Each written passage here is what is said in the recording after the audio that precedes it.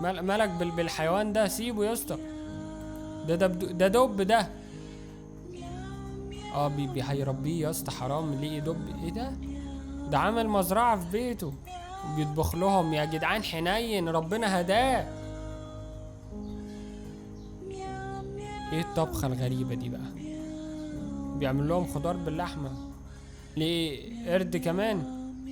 اركب. هيطبخ له موز، ما شاء الله، موز بالبيتزا. ده انت جاحد يا جدع. ايه الاختراعات دي؟ انت بتتابع مين على اليوتيوب؟ ما شاء الله. لو في حاجات بتتاكل اكل بالفاكهة كده انا لا. سحلفة كمان؟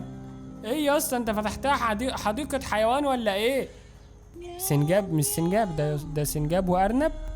ده ايه ده؟ عندك كائنات انا معرفهاش، يخرب بيتك. مليون ملوخية. سحلفة. ايه ده؟ كان في بومة في الاخر. بيقولك هتجمعهم كلهم وهتعمل عليهم وليمة. بتحوشهم لرمضان ولا ايه؟ بتحوشهم للعيد؟